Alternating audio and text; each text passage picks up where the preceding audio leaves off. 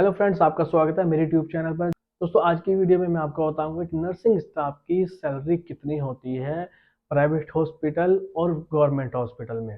सबसे पहले हम बात करते हैं प्राइवेट हॉस्पिटल में। प्राइवेट हॉस्पिटल में नर्सिंग स्टाफ यानी कि जीएनएम की सैलरी कितनी है पर मंथ। दोस्तों, जो जीएनएम स्टाफ होता है, जीएनएम नर्सिंग स्टाफ होता है, इसकी सैलरी अलग अलग कंडीशन में तय की जाती है। देखो, अगर कोई जीएनएम स्टाफ बिल्कुल फ्रेशर है, जिसने अभी जीएनएम का डिप्लोमा किया है, तो उस कंडीशन में उसकी सैलरी अलग होती है। और अगर उसके पास एक्सपीरियंस है और वो किसी नर्सिंग होम में जॉब कर रहा है, तो उस दौरान उसकी सैलरी अलग होती है। अगर वो किसी सुपर स्पेशलिटी या मल्टी स्पेशलिटी में जॉब कर रहा है, तो उस दौरान उसकी सैलरी अलग होती है। तो मैं सबसे पहला बताता हूँ कि अगर कोई नर्सिंग स्टाफ फ्रेशर है, उसने कभी जॉब नहीं की है, तो उस दौरान उसकी सैलरी कितनी होती है। देखो, सबसे पहले बताता हूँ नर्सिंग स्टाफ की फ्रेशर के बाद सैलरी क्या होती है। देखो, अगर वो किसी नर्सिंग होम में जॉब कर रहा है, तो नर्सिंग होम में उसको लगभग कम से कम 4,000 से उसकी सैलरी स्टार्ट होती है। अगर वो किसी मल्टी स्पेशलिटी में जाता है, तब उसकी सैलरी लगभग कम से कम 8,000 या 10,000 से जीएनएम स्टाफ की सैलरी स्टार्ट होती है, अगर वो फ्रेशर है। वो सुपर स्पेशलिटी में जाता है, तब वहाँ पे उसको लगभग कम से कम 12,000 मिल जाते हैं। लेकिन अगर उसको एक्सपीरियंस होता है, तब इस दौरान उसकी सैलरी बढ़ जाती है। जैसे अगर उसको 2 ईयर एक्सपीरियंस, अगर उसको 2 साल का एक्सपीरियंस है, तो उस दौरान अगर वो किसी सुपर स्पेशलिटी या मल्टी स्पेशलिटी में जॉब करता है नर्सिंग स्टाफ, तो उस दौरान उसको 15 प्लस सैलरी मिल जाती है बड़े आराम से। 15,000 से ऊपर उसको सैलरी मिल जाती है। और जैसे उसको एक्सपीरियंस बढ़ता रहता है, वैसे वैसे उसकी सैलरी आगे आगे हो जाती है। और नर्सिंग स्टाफ की जो सैलरी होती है, किसी एक जगह फिक्स नहीं होती।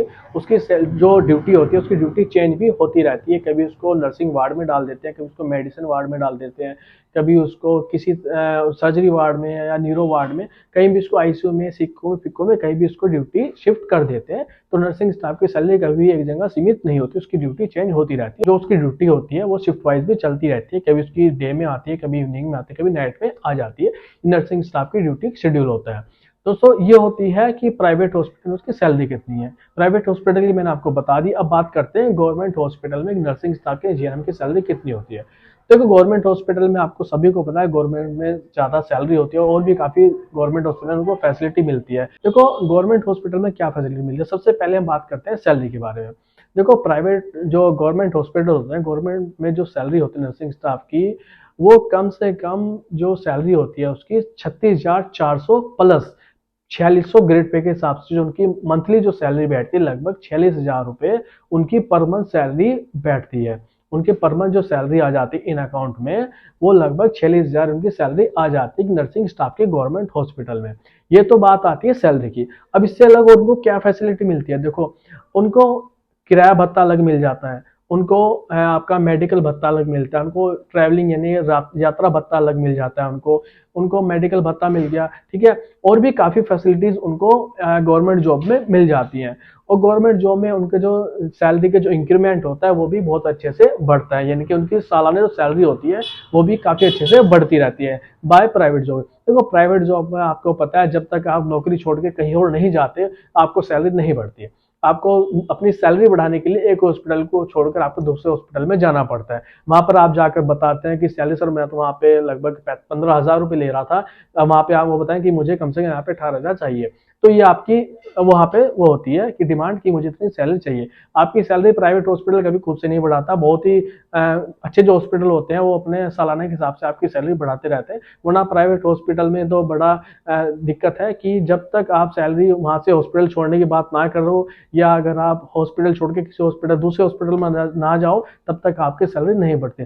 लेकिन गवर्नमेंट में ऐसा कुछ नहीं होता। गवर्नमेंट में अपने रूल्स के हिसाब से पर ईयर आपकी सैलरी बढ़ती रहती है, पर ईयर आपको और भी फैसिलिटीज मिलती रहती है, आपको छुट्टी की फैसिलिटी अलग मिलती है, आप मतलब बहुत सी इसमें आपको फैसिलिटी गवर्नमेंट हॉस्पिटल में मिलती रहती है।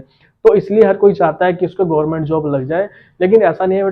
देखो, प्राइवेट में भी बहुत अच्छी अच्छी जॉब है, लेकिन अगर वही बात है, अगर हर कोई गवर्नमेंट में जाने की इच्छा रखे, तो प्राइवेट में काम कौन करेगा।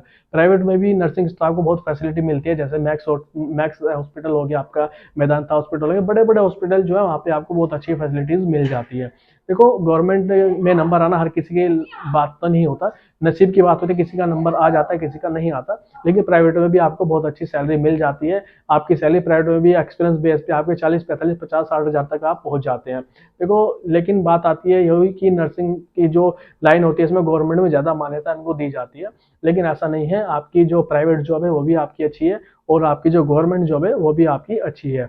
बात आती है सिर्फ गवर्नमेंट जॉब में सिर्फ एक लक की, कि आपका अगर लक है तो आप गवर्नमेंट में चले जाते हैं, वरना प्राइवेट जॉब भी बहुत अच्छी जॉब होती है। बस आपको ध्यान रखना है कि आपने अच्छा हॉस्पिटल चूज करना है और अपने काम पर ज़्यादा ध्यान देना है, क्योंकि जितना आपका अच्छा एक्सपीरियंस होता है उतनी आपकी अच्छी जॉब होती है, उतना अच्छा आपका एक्सपीरियंस के साथ साथ आपकी सैलरी बढ़ती रहती है। तो दोस्तों आपको हमारा वीडियो कैसा लगा हमें कमेंट करके जरूर बताएं।